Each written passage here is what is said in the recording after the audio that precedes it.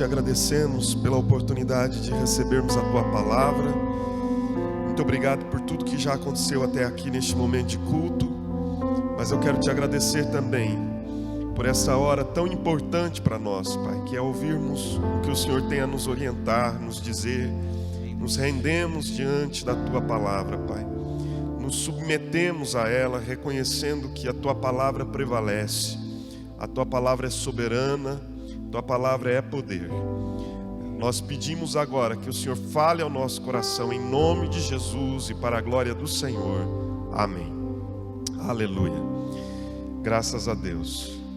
Nós vamos já meditar na palavra do Senhor, mas eu gostaria de falar um pouquinho a respeito dessa semana que nós estamos iniciando, que é a semana que antecede a ressurreição, a Páscoa, ou é a semana da morte e ressurreição do Senhor Jesus Cristo. Essa é uma semana muito importante para nós, como igreja do Senhor Jesus, e nós não podemos deixá-la passar em branco.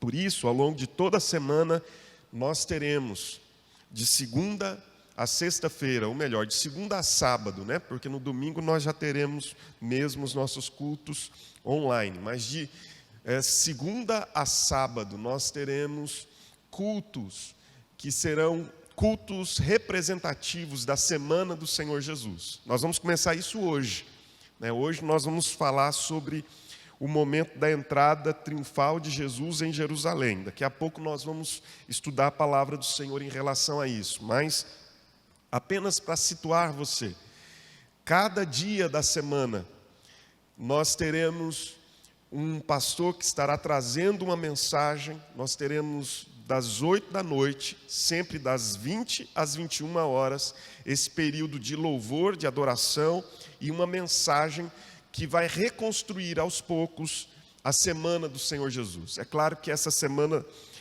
possuiu vários eventos, nós não vamos conseguir falar sobre todos, mas nós vamos sublinhar alguns momentos especiais do Senhor Jesus ao longo da semana. E estaremos meditando com os irmãos aqui, de segunda a sábado. A partir de amanhã, então, você vai ficar atento, vai entrar aí no Facebook, das 8 às 9, para este momento de culto e de adoração a Deus, onde nós vamos reproduzir alguns eventos da semana que antecedeu a ressurreição, a morte e a ressurreição do Senhor Jesus. E no domingo, nós vamos encerrar pela manhã, com o nosso culto às 10 horas da manhã, no domingo que vem. Pelo que tudo indica, nós não poderemos nos reunir ainda no domingo que vem. Então nós nos reuniremos dessa maneira que estamos fazendo, online. E nós teremos a ceia do Senhor. E como nós vamos fazer a ceia do Senhor? Você vai preparar a ceia na sua casa. Então, queria dar algumas orientações. Durante essa semana, você vai comprar o suco de uva, vai comprar o pão, deixar tudo organizado, para no domingo pela manhã você organizar a sua mesa. Na mesa da sua casa mesmo, você vai prepará-la, como se você estivesse preparando um momento de refeição em família, porque o que Jesus fez ali com os discípulos fora uma refeição. A mesa estava posta, preparada, e como era Páscoa, a mesa estava ornamentada. Então você poderá ornamentar a mesa, se você quiser. Aliás, é aconselhável, é recomendável que você organize a sua mesa e possa ornamentá-la também, da maneira como você achar melhor. Deixe uma mesa bonita para Jesus, como se você fosse receber a Cristo dentro da sua casa. E você também colocará o vinho ou o suco de uva em taças, em copos, que dignifiquem esse momento, né? Então, escolha o que você tiver de melhor na sua casa. O que você tiver de melhor na sua casa e prepare de acordo com o número de pessoas, de membros da sua família que irão participar da ceia. Você também estará cortando o pão, deixando o pão já separado e organizado em cima da sua mesa. E aí, no momento em que nós iremos realizar a ceia aqui no templo, você também irá realizar a ceia aí, sendo orientado por nós dentro da sua casa. Para isso, então você vai se preparar ao longo da semana, comprar o suco de uva, o pão e deixar tudo isso separado e organizado para a ceia do domingo que vem. Vai ser uma experiência nova, mas uma experiência, tenho certeza, extraordinária. Você vai cear com Jesus dentro da sua casa. Ele estará aí celebrando a ceia do Senhor com você. Eu queria chamar os pais, as mães, os maridos, as esposas. Se o marido é convertido a Jesus Cristo, ele vai assumir esse momento da ceia dentro da sua casa. Se não, a esposa vai fazê-lo, para que todos nós possamos realizar a ceia do Senhor e tomar a ceia do Senhor no próximo domingo, que é o domingo da Páscoa, é o domingo da ceia, e nós não podemos abrir mão desse momento tão especial. E considerando isso, hoje eu vou dispensar a minha palavra sobre o dízimo. Já fora dito, nós temos dito isso todos os domingos e também no IPI Notícias já foi dito, e ir diretamente para a palavra do Senhor em Lucas capítulo 19. Eu queria que você pudesse observar comigo a palavra de Deus em Lucas capítulo 19. Nós vamos ler do versículo de número 28 até o final do capítulo, que é o versículo 48, o último versículo. Lucas, capítulo 19, do versículo 28 ao versículo 48, a palavra de Deus diz assim: E dito isto, prosseguia Jesus subindo para Jerusalém. O domingo que antecedeu o domingo da ressurreição, o domingo que antecedeu a sexta-feira da morte do Senhor Jesus, foi o domingo em que Jesus começou a sua jornada, ou melhor, Jesus já havia começado essa jornada, mas o domingo em que Jesus se aproximou e entrou em Jerusalém. Então a Bíblia diz que ele subiu para Jerusalém, porque este era o projeto e o propósito de Jesus, ir para Jerusalém para morrer.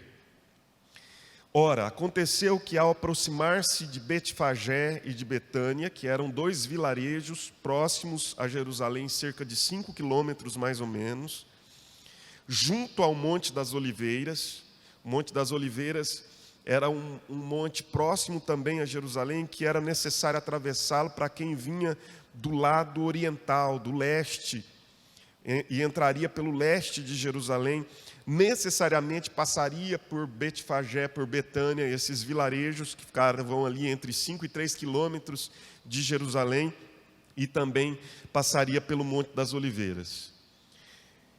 Enviou 2 de seus discípulos, dizendo-lhes: Ide à aldeia fronteira, e ali, ao entrardes, achareis preso um jumentinho, que jamais homem algum montou. Soltai-o e trazei-o. Se alguém vos perguntar, por que o soltais? Respondereis assim: porque o Senhor precisa dele. E indo os que foram mandados, acharam, segundo lhes dissera Jesus. Quando eles estavam soltando o jumentinho, seus donos lhes disseram: por que o soltais? Responderam: porque o Senhor precisa dele. E este é um cumprimento da profecia. Nós estamos iniciando o cumprimento de uma profecia, porque Jesus vai entrar em Jerusalém montado num jumento, num jumentinho. E Zacarias capítulo 9, verso 9, diz que o Redentor entraria sim em Jerusalém. Eis aí vem o teu Redentor, montado num jumentinho, filho de uma jumenta. Então Jesus estava cumprindo aqui a profecia de Zacarias, capítulo 9, verso 9. Mas eu acho muito interessante o fato de que os discípulos são orientados a dizer uma palavra aos donos daquele jumentinho. O Senhor precisa dele. Ou seja, Jesus é Senhor de tudo que há no céu e na terra. E quando Ele precisa, Ele simplesmente requer. Ainda que alguns comentaristas possam dizer que essa era uma senha, que Jesus havia já tratado disso com os donos desse animal anteriormente, não importa. O fato é que, quando o Senhor precisa de algo, Ele apenas requer, porque tudo que há na terra lhe pertence. Então, quando Jesus simplesmente disser a você, olha, eu preciso disso, é dele. Ele simplesmente nos doou, nos deixou administrar o que lhe pertence. Mas do Senhor é tudo, inclusive era aquele animalzinho de carga, aquele jumentinho. Verso de número 35. Então o trouxeram, e pondo as suas vestes sobre ele, ajudaram Jesus a montar. Você não vai ver Jesus viajando, senão a pé, nas Escrituras. É a primeira e única vez que Jesus usa uma montaria, que Jesus usa um animal. Se Jesus usou outro veículo, foi um barco. Mas fora isso, Jesus sempre caminhava. Mas é a primeira e única vez em que Jesus monta um animal com um propósito, cumprir uma profecia. Indo ele, estendiam no caminho as suas vestes. E quando se aproximava da descida do Monte das Oliveiras, toda a multidão dos discípulos passou jubilosa a louvar a Deus em alta voz por todos os milagres que tinham visto, dizendo, Salmo 118, que lemos no início do nosso culto: bendito é o Rei que vem em nome do Senhor, paz no céu e glória nas maiores alturas. Ora, verso 39, alguns dos fariseus lhe disseram em meio à multidão, mestre, repreende os teus discípulos. Mas ele lhes respondeu, asseguro-vos que se eles se calarem, as próprias pedras clamarão. É bem provável que Jesus esteja fazendo uma referência aqui no versículo 40, ao fato de que o templo e Jerusalém seria, no ano 70, destruída, arrasada, seria cercada e depois dominada, destruída. E essas pedras que iriam clamar seriam as próprias pedras da cidade que estariam declarando o cumprimento dessa profecia do Rei da Paz que entra pelos portões de Jerusalém, mas não é reconhecido como tal. Embora pareça, Jesus não está sendo reconhecido como o Rei da Paz. Existem expectativas erradas sobre ele. Verso 41 continua. Quando ia chegando, vendo a cidade, chorou. É a segunda vez que nós temos uma palavra sobre Jesus chorando. A primeira é em João capítulo 11, quando Jesus chora ao ver o desespero de Marta e Maria face à morte do seu irmão Lázaro. Aqui Jesus chora quando avista Jerusalém. Ele estava subindo para Jerusalém, quando está entrando, quando ele está chegando à cidade, ele avista a cidade e chora. Parece que Jesus rasga o script. A ideia que me vem à mente é que tudo parecia dentro de um script muito bem formulado, um roteiro muito bonito, Jesus entrando triunfante dentro da cidade de Jerusalém, as pessoas declarando que ele é o rei, bendito que vem em nome do Senhor, bendito é o rei que vem em nome do Senhor. Mas de repente, no meio daquela celebração, no meio daquela alegria, no meio daquele júbilo de pessoas declarando bendito que vem em nome do Senhor, Jesus não combina direito o roteiro, rasga o script e chora. Alguns de nós pensariam, não era momento para chorar, era momento para festejar, mas Jesus vê a cidade e chora. E dizia, verso 42, se conheceras por ti mesmo ainda hoje o que é devido à paz. Jesus está dizendo: se você soubesse, Jerusalém, o que é necessário para você conseguir a paz, mas isto está agora oculto aos teus olhos. Eles não estavam enxergando, eles estavam cegos em relação a tudo que estava acontecendo. Embora tudo pareça muito bonito, Jesus entrando em Jerusalém, vestes, palmas, folhas de palmeiras, fazendo com que Jesus pudesse entrar, revestindo o chão para a entrada dele. Tudo parece festivo, bonito, mas Jesus diz: vocês não estão entendendo nada. Tudo isto ainda está oculto aos teus olhos. Pois sobre ti virão dias em que os teus inimigos te cercarão de trincheiras, e por todos os lados te apertarão o cerco, e te arrasarão, e aos teus filhos dentro de ti. Não deixarão em ti pedra sobre pedra, porque não reconheceste a oportunidade da tua visitação.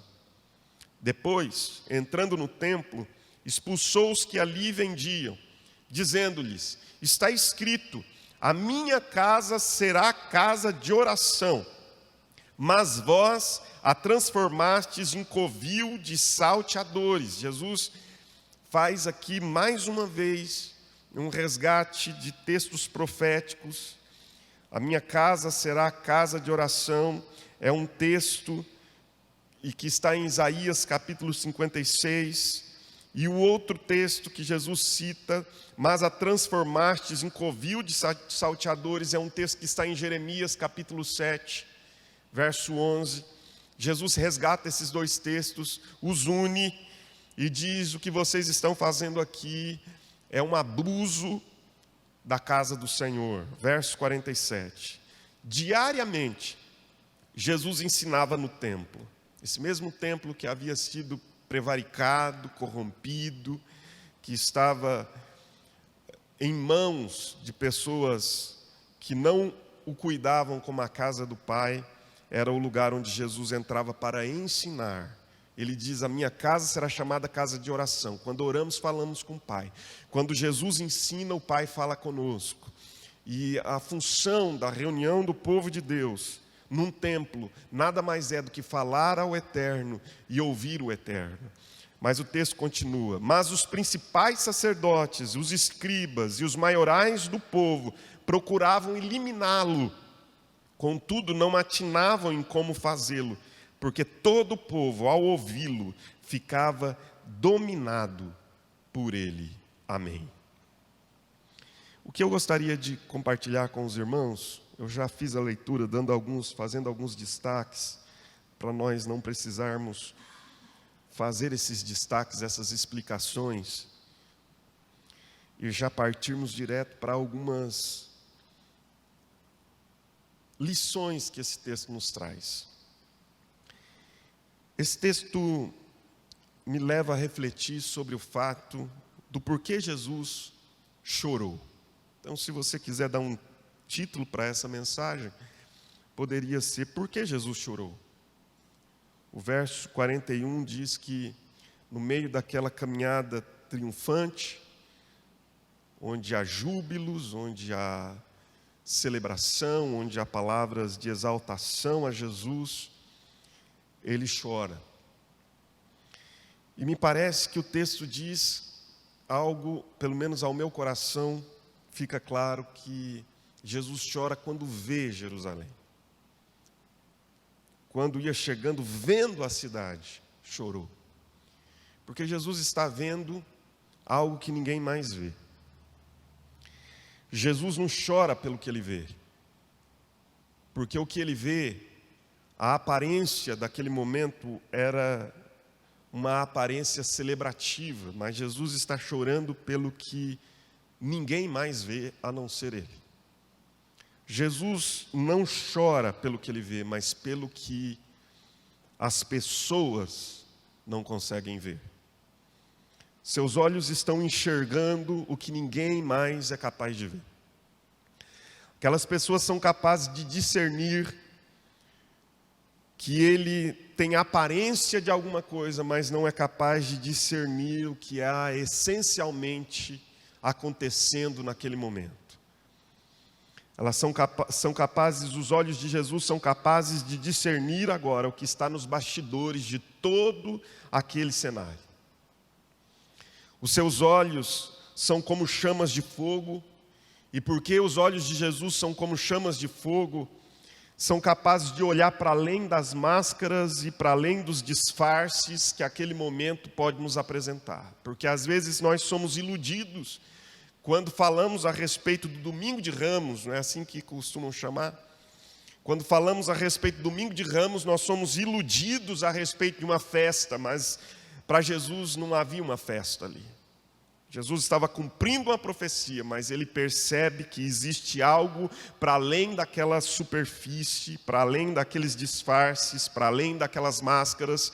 E Jesus olha para aquela cidade, não apenas para a cidade, ele olha para aquela multidão, para aquelas pessoas com um olhar profético. Tudo que Jesus vai fazer a partir daquela visão, quando ele se aproxima de Jerusalém, enxerga a cidade, é profético a partir de então. Então o olhar de Jesus para aquela cidade é um olhar profético. O olhar de Jesus para aquele momento é um olhar profético. E por que Jesus chora? Porque Jesus está observando, em primeiro lugar, preste atenção nisso, que o que existe ali é uma aparente alegria. As pessoas que estão saudando Jesus quando ele entra pelos portais de Jerusalém e estão declarando que bendito é o Rei, Hosana, salva-nos, Hosana, salva-nos. Esse pedido por salvação, por Hosana, porque a palavra Hosana significa exatamente isso, salva-nos. Esse pedido por salvação, por Hosana, essa declaração, bendito é o Rei que vem em nome do Senhor, está apenas disfarçada de alegria. Porque eles pensam que o libertador chegou. Eles pensam que agora um rei político, que vai trazer libertação ao Israel étnico, que vai tirá-los da condição de oprimidos e levá-los à condição agora de opressores, porque eram essas expectativas deles. O que eles queriam é serem livres da opressão e se tornarem, então, aqueles que mandariam, que oprimiriam. Então eles olham para Jesus e as esperanças que eles possuem em Jesus são esperanças ainda tão somente postas na terra. As expectativas que eles têm são apenas expectativas mundanas.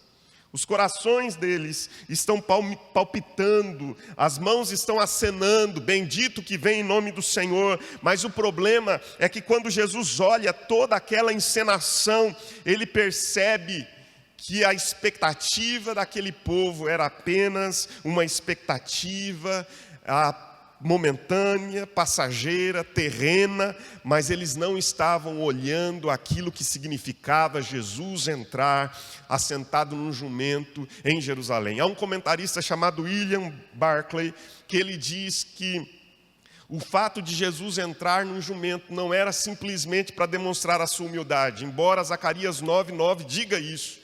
Vem aí o teu rei humilde, justo, assentado num jumentinho.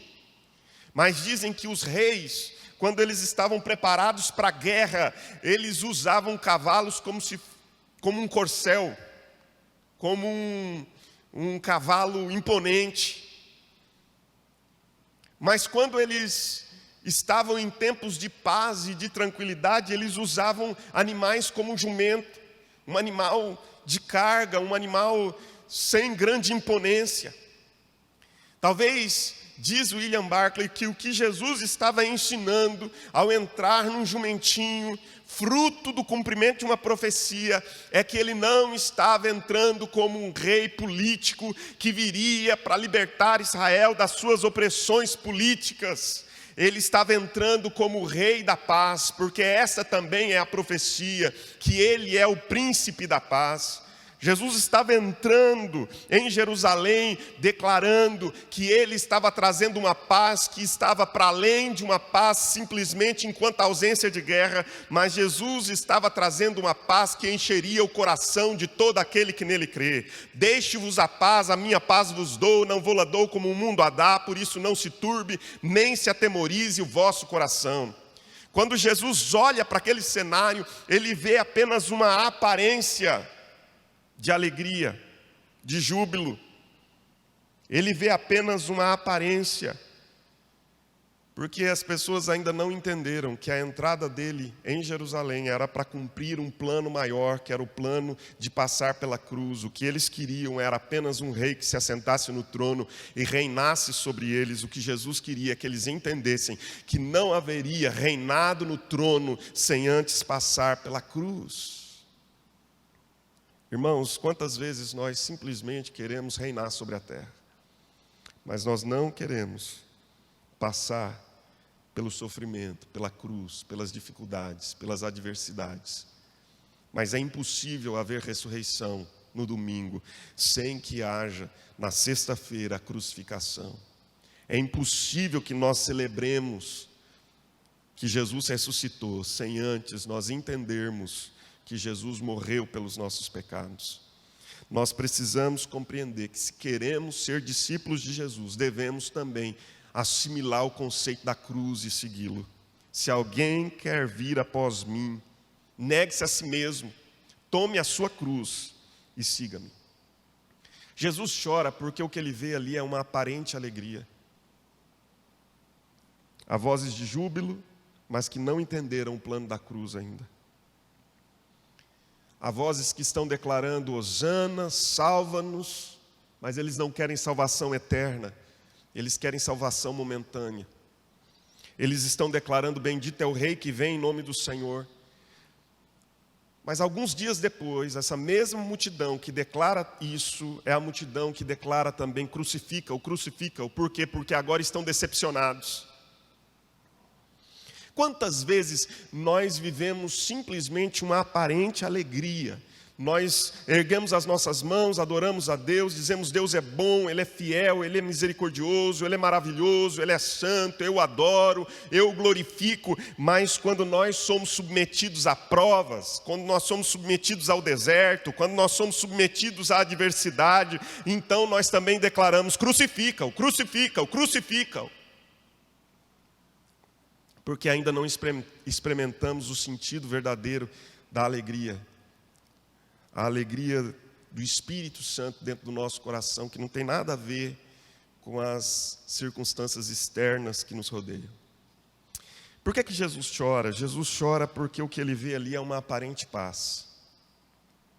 Os habitantes vivem em paz. Eles se arranjaram com as tropas estrangeiras que ocupam Jerusalém. O comércio está florescendo.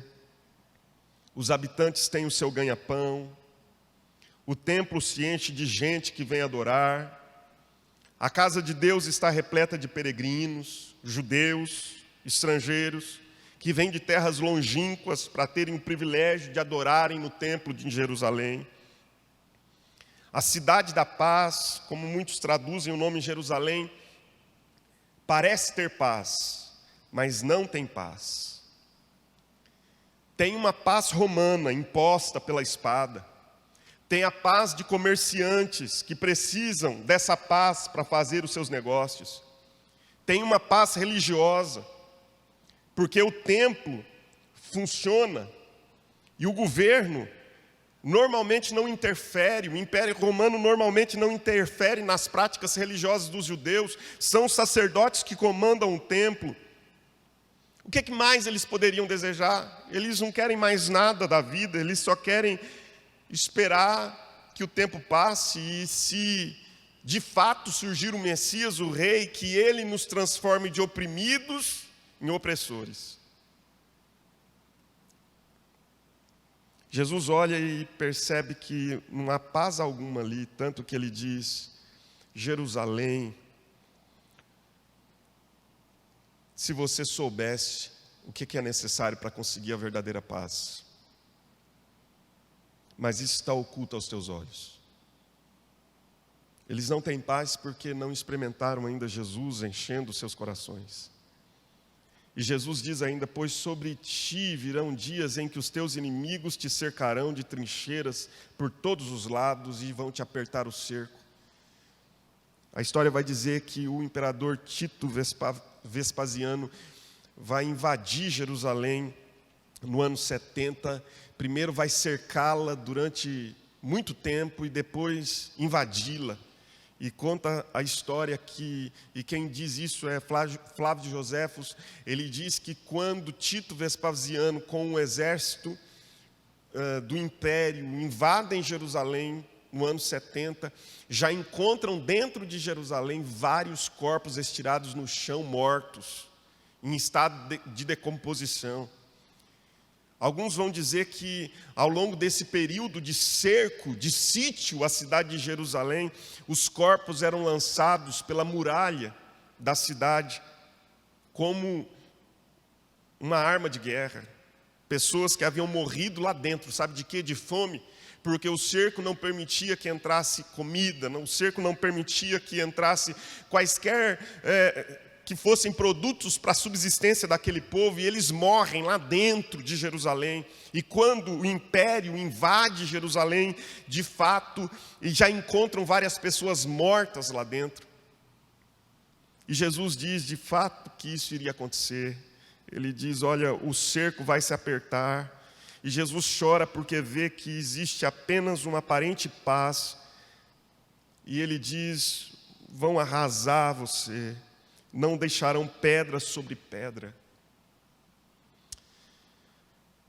Aparente paz, porque no íntimo o que eles querem é apenas esse libertador político.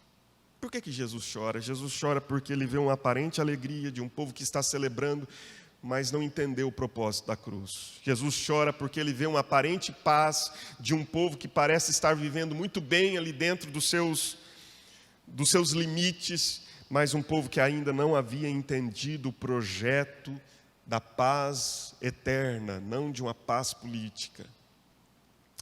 Mas observe, por favor, ainda o versículo 44, a parte final diz assim: porque não reconheceste a oportunidade da tua visitação. Por que Jesus chora? Jesus chora porque todo aquele evento da sua entrada triunfal em Jerusalém parece revelar que as pessoas estão entendendo tudo. Mas tudo aquilo é uma aparente sensibilidade.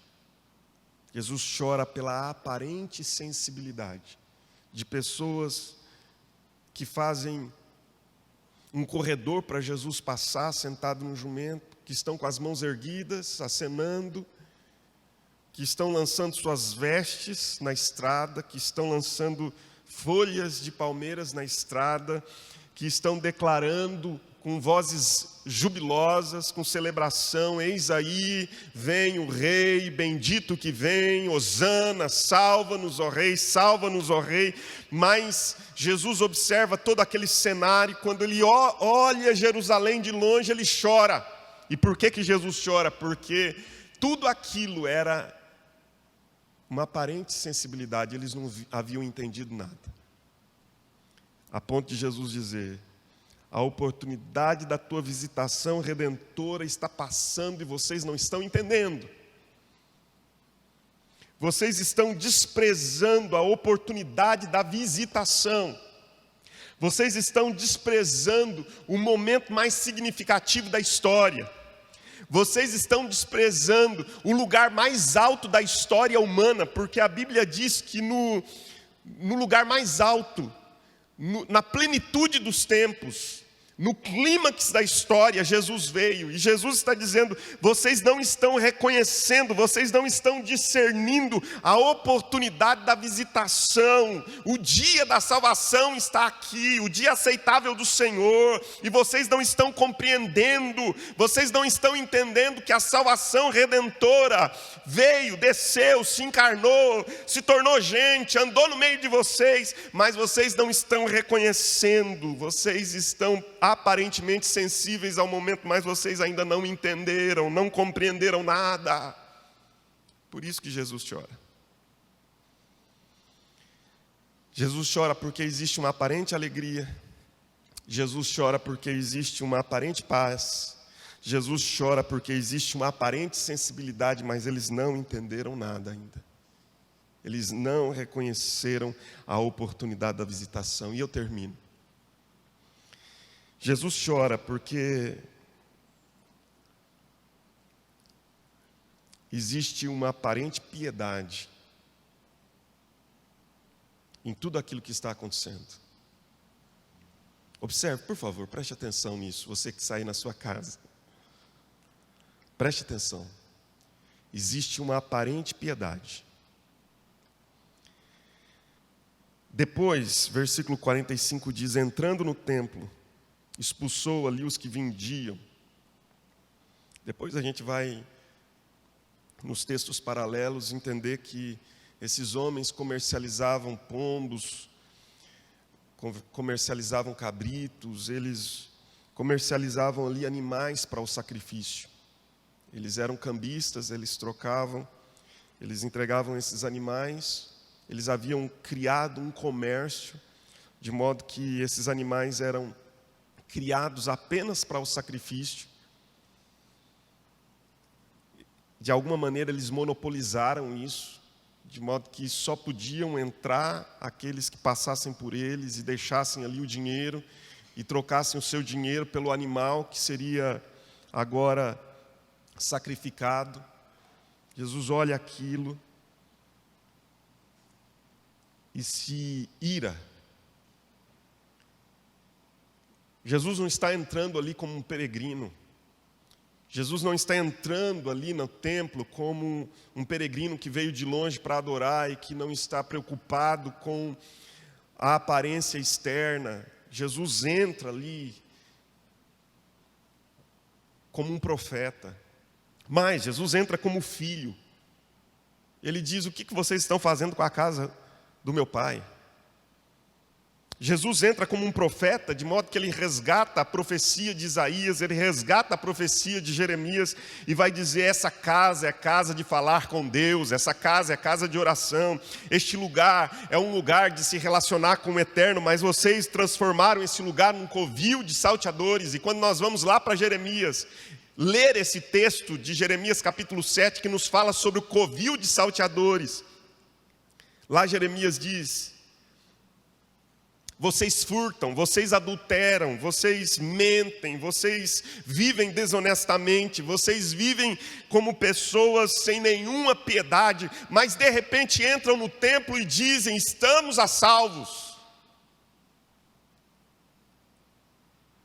O texto diz isso lá, e Jesus toma uma parte e diz assim: vocês fizeram disso aqui um covil de salteadores. Pessoas que estão aparentemente adorando, pessoas que estão aparentemente adorando, exaltando a Deus, vivendo piedosamente, mas o sinal externo da doença de vocês são esses cambistas aí do lado de fora do templo, vendendo animais para um sacrifício lá dentro. Tudo isso é o sinal externo da doença, porque lá dentro do templo, quem estava lá dentro do templo? Veja o verso 47, que diz que Jesus ensinava no templo diariamente, mas os principais sacerdotes, aqueles que eram os que cuidavam do templo, aqueles que davam as diretrizes do templo, aqueles que davam as orientações da adoração, do culto, os principais sacerdotes, os escribas e os maiorais do povo procuravam eliminá-lo. Se do lado de fora tem um sinal externo da doença, do lado de dentro, Jesus revela o câncer que há naquela estrutura religiosa. Jesus diz: há pessoas aí dentro que são capazes de conjugar na mesma frase o verbo adorar e o verbo assassinar. Jesus está falando de uma aparente piedade. A entrada de Jesus em Jerusalém está denunciando as máscaras, está denunciando os disfarces. E Jesus chora porque Jesus não está feliz com disfarces. Não adianta a gente chegar diante de Jesus com apelos performáticos. Eu vejo gente pregando de maneira tão performática, tão bonito. Eu vejo gente dizendo, vamos jejuar, de uma maneira tão cerimonial. Eu vejo pessoas adorando a Deus de uma maneira tão bonita, com as mãos erguidas, mas a Bíblia está nos ensinando, irmãos, em nome de Jesus, que este tempo que nós estamos vivendo é um tempo de denúncia profética. É Jesus dizendo, vocês estão vivendo uma aparente alegria, uma aparente paz, uma aparente piedade, vocês estão vivendo uma aparente sensibilidade, como se estivessem entendendo tudo, mas não estamos entendendo nada. O choro de Jesus, meu irmão, é um choro que nos leva para o centro do problema. Qual que é o centro do problema? O centro do problema é um vazio. Jesus está dizendo, vocês são uma cebola. Pega uma cebola, vai descascando a cebola até você chegar no centro dela. Porque cebola só tem casca. Quando você chega no centro, o que existe é vazio, porque ela é uma casca sobre casca. Jesus está dizendo, o problema de vocês é que vocês não têm centro, não têm essência. O choro de Jesus é um chamado para o centro do problema. O choro de Jesus é um reclame divino para que nós deixemos a religiosidade das aparências e nos voltemos para a espiritualidade mais essencial, que é a espiritualidade do coração. Ao meu ver, a entrada triunfante de Jesus em Jerusalém nada mais é do que um chamado para que as pessoas voltem para a espiritualidade do coração e parem de viver de aparências.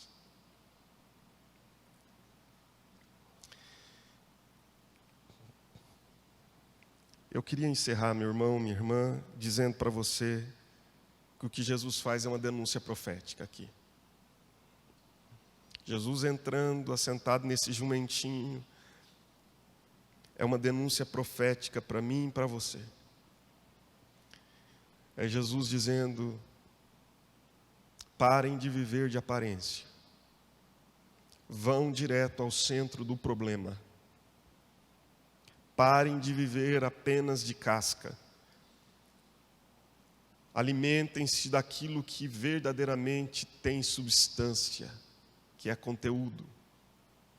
A denúncia profética de Jesus é a mesma de Isaías 29:13, em que Jesus diz, em que Isaías diz, e Jesus retoma isso em Mateus capítulo 15, esse povo em vão me adora, os seus lábios declaram que eu sou rei, que bendito é o rei que vem em nome do Senhor, mas o coração está longe dos meus propósitos mais essenciais.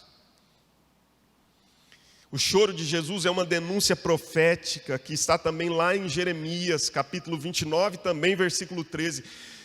Buscar-me-eis e me achareis quando me buscardes de todo o vosso coração. Não tem a ver com aparência, tem a ver com essência, tem a ver com coração. O choro de Jesus, meu irmão, é uma denúncia profética como a de Joel, capítulo de número 2, quando ele diz, ainda agora assim diz o Senhor, convertei-vos a mim de todo o vosso coração, com choro, com pranto, com jejuns, rasgai o vosso coração e não as vossas vestes. Que o Senhor nos ajude. Que o Senhor nos ajude em nome de Jesus. Amém.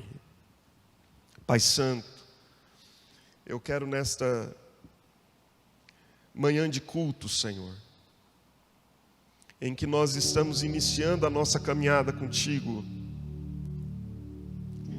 caminhada essa que vai passar pela cruz, que vai ficar silenciosa no sábado, mas vai explodir retumbante de adoração no domingo, porque Ele vive. Mas nós estamos iniciando essa caminhada, entrando em Jerusalém contigo, Senhor Jesus. E o Senhor está reclamando de nós que nós deixemos as aparências.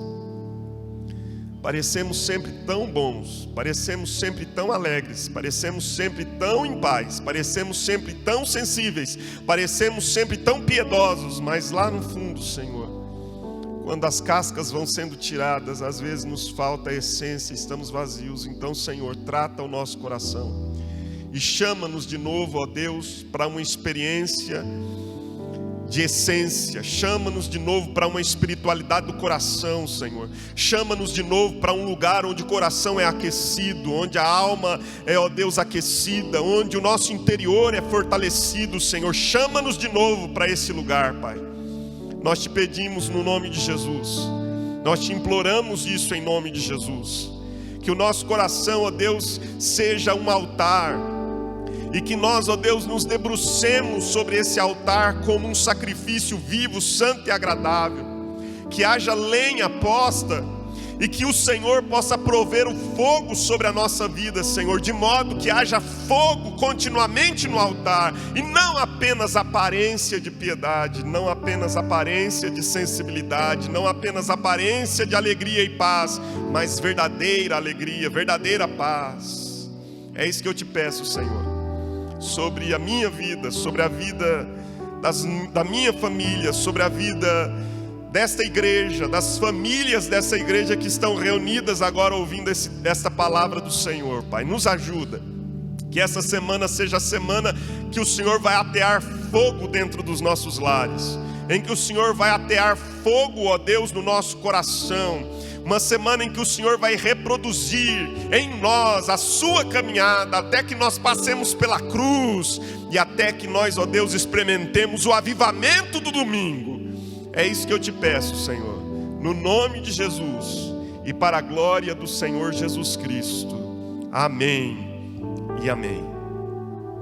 E que o Senhor te abençoe, que o Senhor te guarde, que Ele levante o rosto sobre ti, que Ele te dê a paz, que Ele faça resplandecer sobre ti o rosto e tenha misericórdia de ti. Que a graça do nosso Senhor e Salvador Jesus Cristo, o amor de Deus o nosso Pai, e a comunhão, o consolo, a unção, o renovo, o fruto, os dons do Espírito sejam derramados sobre a sua vida agora e por todos os dias. E que esta semana seja uma semana especial em sua vida e família, para a glória de Deus. Amém e amém. Que Deus nos